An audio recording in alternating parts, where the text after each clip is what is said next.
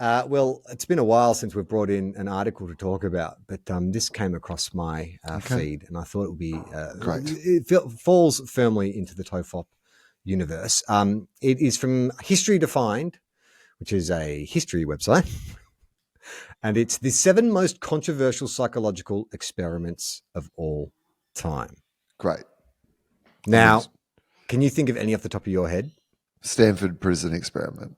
Yeah, that's another one I could think of as well. And the one where you electrocute someone, you think you're electrocuting someone, but you're not, and they're, you know what? Remember that one? The one where they give a kid like a cupcake or a marshmallow, and then say if you don't eat that, you get 2 marshmallows. Does that count? Yeah. All right. Let's see how many of those. This is by Carl Seaver. Okay. Do you know what famous family sitcom family were also? Yeah, he's Mike Seaver's kid, right? Yeah, that's right. Yeah. You got that straight right. Normally I have to break it down because you have 2 channels in Hayfield, but you got it straight. What's the sitcom though? A Country Practice. No. Family Ties. No. It's the Family Ties ripoff. Family Matters. No. It's a pun to do with growth. Growing up, growing hormones, growing pains. Yeah. Show me that smile again. Yeah. Okay. So Carl Seaver, son of Mike, says psychology is fascinating in that it seeks to understand the human mind and behavior. I love these internet articles where they're getting paid by the word. Webster's Dictionary defines psychology as psychologists have uncovered numerous insights into how we think, feel, and act through research experiments.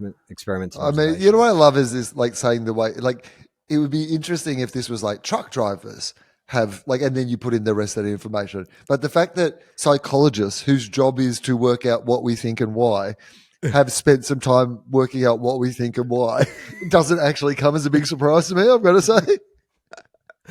Not all psychological experiments have been met with widespread acceptance and approval. Some experiments have been so controversial that they have sparked ethical debates and even legal action. Okay. From the infamous Stanford prison experiment to the controversial Milgram obedience study. Okay, so that's the first 2 that came to mind for us. Let's delve into the details of each experiment, examine the ethical considerations that arose, and discuss their lasting impact on psychology. Okay, so the Stanford prison experiment. Kickstarting our list is the controversial Stanford prison experiment. Dr. Philip Zimbardo. I mean, that name already should make alarm bells. If you're being if an experiment's been run by Dr. Philip Zimbardo, it sounds like if you said you're going to Vegas to see the great Zimbardo, I'd be like, oh yeah, that sounds like fun. Or if I was going to Thailand to visit Dr. Zimbardo about my new teeth. Either way. You get some diet pills. Yeah. Dr. Zimbardo conducted this experiment in 1971 to observe what would happen when you put good people in bad situations. He took 24 male students and split them into 2 groups, prisoners and prison guards. The prisoners were stripped of their clothes and given smocks, while the guards were given uniforms and nightsticks. The study was intended to last 2 weeks, but was shut down after 6 days due to the horrific conditions. The prisoners were constantly harassed and abused by the guards. As a result, some began to show signs of mental breakdowns due to psychological and physical abuse. This study is still controversial today, with many people arguing that the participants should have never been put in such a position in the first place. However, it's undeniably helped shape our understanding of how power can affect people's behavior. I don't think that's true. I think it's been debunked. It's been powerfully debunked. It's one of those things that people keep believing is true, even though it's been clearly. Well, I think that's the more interesting debunked. Psychological question is how willing we are to believe that people, when given power, are willing to abuse it. I mean, even in saying that, I'm like, oh yeah, that makes sense. I think, with the opportunity to do the wrong thing, people do it. But I don't know if that's actually backed up by any kind of data. That's just it's not backed up by the Stanford prison experiment. Is what I think we have worked out. Do you know about the priming experiment? Tell me.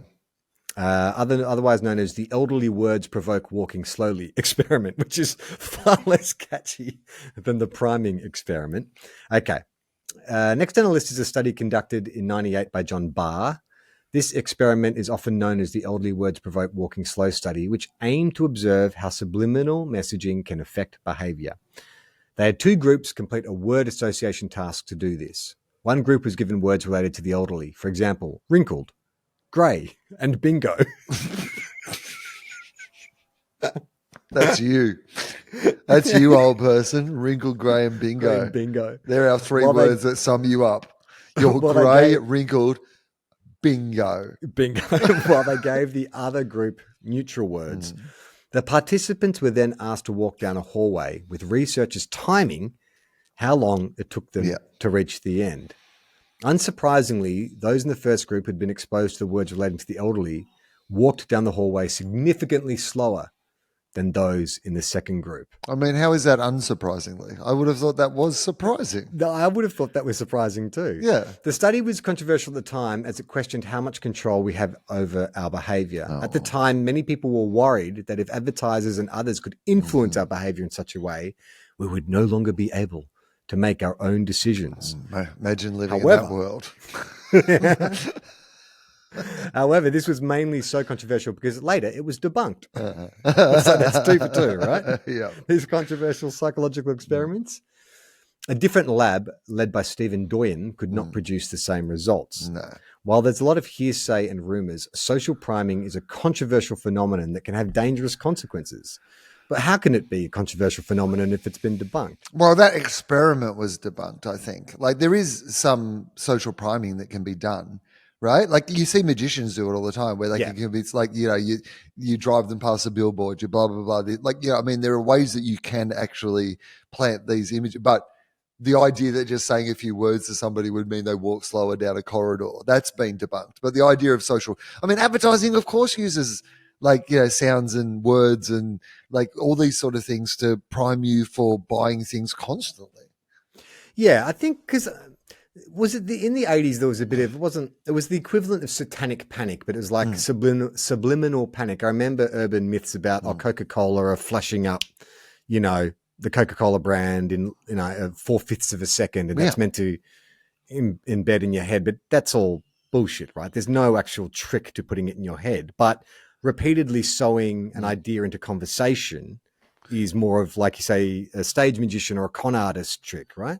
Right, yeah. And so, yes, that's right. You can't just flick up but you're not allowed to flick up subliminal messages either. Like they did. Why not? Well, I think I don't know actually why not. That's a very good question. Let me just type in subliminal messaging. Is it real? What are we talking about? Like, we're talking about like subliminal images. Yeah. Can you make people? All right. What? Let's see. A subliminal message is the technique used in marketing and other media to influence people without their being aware of what the messenger is doing. Buy meggings. Buy meggings. Buy meggings. As interesting as the topic may have been by psychologists, advertisers, blah, blah, blah. In 1957, an ad man named James Vickery claimed he could increase concession sales at movie theaters by flashing messages. James Vickery. Oh, that's right, yeah. Drink Coca-Cola or eat popcorn for a frame at a time during a movie. He claimed that popcorn sales at a theater went up 18%, while Coke sales went up 57%. Right. Vickery was asked to test the messages before the FCC and Congress. The only result, his eat popcorn message seemed to make one of the senators want a hot dog. How did they correlate that? Someone got hungry after a 4-hour hearing.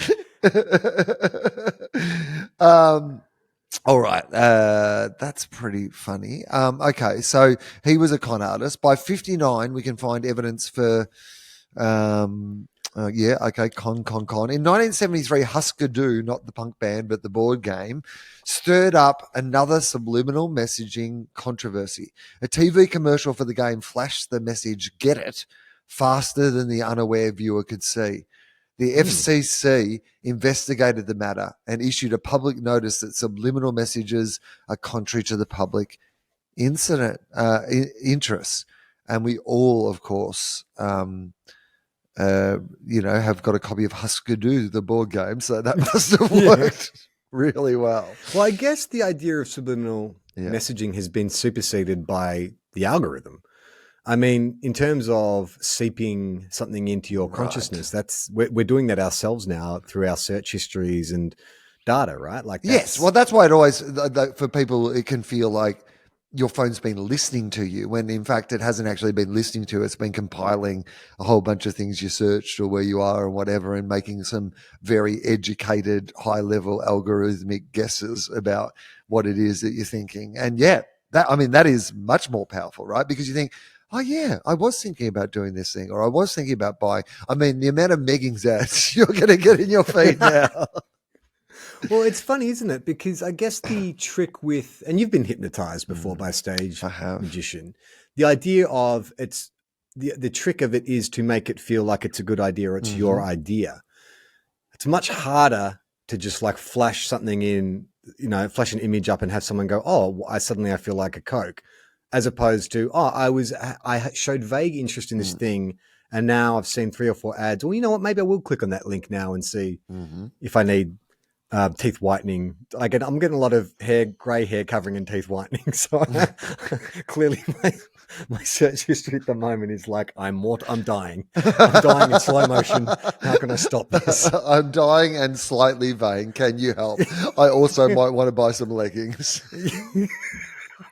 What does that result in? By the time my teeth are like iridescent really white teeth. My hair is jet black. Jet black hair, white teeth, and Meggings. And my fake denim Meggings. in your camouflage Meggings.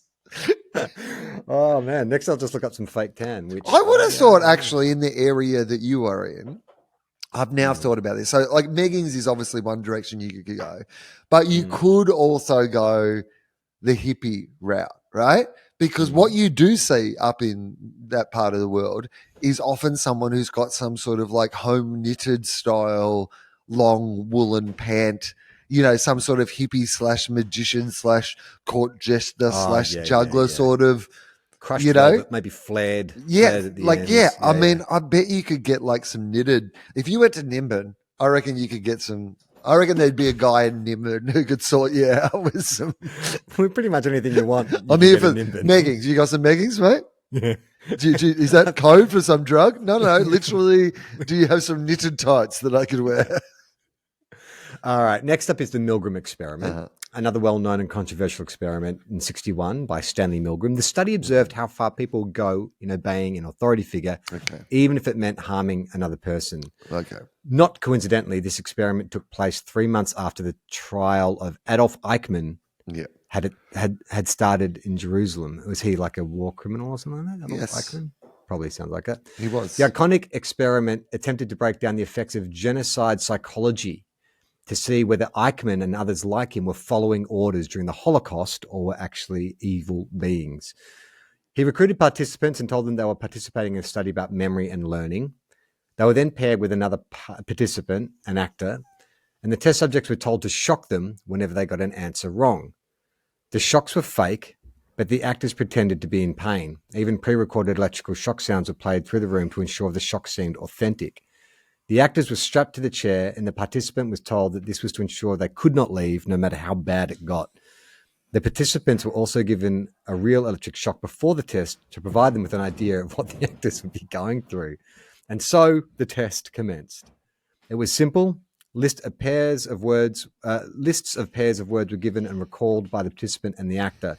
The participant would then provide a list of 4 possible answers, and the actor would use a button to identify which sequence of words was correct. If they were wrong, they would receive an electric shock, and the voltage would be turned up by 15 volts each time, with max being 450 volts. As the voltage was increased, the actors would pretend to be in more pain. In later versions of the experiment, I love this, there was a sequel. Yeah, in the sequels. They always ramp it up for the sequels. Yeah, that's right. We're up to Milgram 10 now. Yeah. Milgram X. And in Milgram 10, which was much like the Saw franchise, they were handed a chainsaw at the start of the interview and asked to hack off a limb every time. Some actors would beg for mercy or plead that they had a heart condition, but still the shocks would continue. Whenever the participants started to show signs that they wanted to stop the experiment, or at least not carry on, the experimenters replied with these statements in this order of severity. So this is the instructions that participants were given. Step 1, please continue or please go on. The experiment requires, this is what they're meant to tell the actors. Please continue or please go on. Number 2 was the experiment requires that you continue. The message 3 was, it's absolutely essential that you continue. And number 4 was, you have no other choice. You must go on. They would move on to the next statement if the first statement didn't work. The experiment would stop if the participant didn't continue after the 4th prompt. As the test was run, 65% of the participants made it to the final 450 volt mark. All participants making it to the 300 volt mark, showcasing that people will go to great lengths to obey authority figures. The study was controversial because it showed how easily people could be coerced into harming others even if they didn't want to. It also raised ethical concerns about the use of deception in research. Despite these concerns, the Milgram experiment is still considered a critical study, providing insight into how people respond to authority figures. I'd like to know more context around the participants. Right. And how do you think you would go under the Milgram experiment? It's just hard to... I think I am, by nature, a compliant individual. I think I do naturally defer to authority. Maybe it's been the youngest of 9 kids or something. It's sort of built hardwired into me that I don't know anything, that other people always know more than me. But I also abhor violence and don't like seeing cruelty and bullying and stuff like that. Yeah. So I imagine those two impulses would be in direct conflict. I think that as soon as I found out there was an element of hurting someone, I'd be like, I don't want to do this. I think that would be enough to rule me out. So we spoke about jury duty, and I think I could be fooled by other people if I thought it was in the service of something good, but this, I don't. And I think there's plenty of things that I would absolutely fall for. But something like this, I would be like, absolutely no fucking way.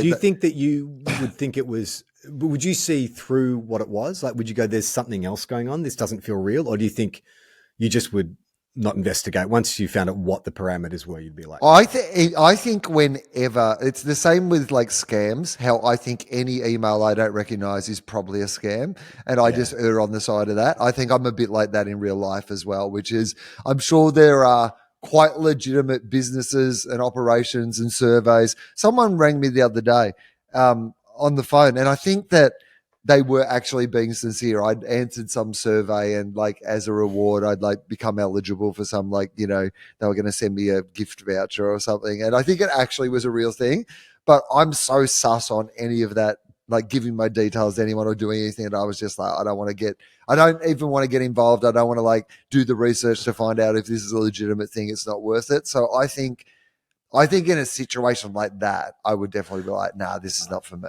Well, this experiment is just we're talking about 1961. You'd have to update it. It would have to, because we live in a world now where there are so many regulations and everyone is so much more literate about the world around them and stuff, that the experiment would need to have other, misdirections in place in order to for me. But if the essential question is, would you respond to authority? I think they would need to take away the cruelty element, the element of hurting somebody else. So this is when it comes to this idea of the Nazis where they're just following orders. You're I can understand the idea of following orders and when you're being bossed around and you fear for your own life and stuff. But if the following orders is then to hurt other people or kill other people, I like to think that I would still be the person who went, nah. Well, I think we all make choices, though, as consumers in a capitalist society in which deep down, we know that, the phone we purchased, it's true. Your meggings are going to come straight from a Bangladeshi sweatshop. Yeah. So, maybe it's not a direct, intravenous. They're so they bring you into a room and they're hypodermic. Yeah. They bring you into a room and there's a sweet pair of meggings there in the corner and they say... you can have these meggings, these fake denim meggings, but we're going to kill one dog. You won't know where the dog is, but just know the dog is going to die. It might be a domestic pet, might be a stray. Right. Don't know. It might be a bad dog. Might be on death's door. Might be it might be a mercy. It'd be a mercy killing. Exactly right, but. What I will tell you. Oh, mate, I could rationalize. I know that was definitely a sick old dog. The dog they killed, it was old. I need those meggings. Well, now we've got a new part. Here's a picture of the dog. How do you feel about it now?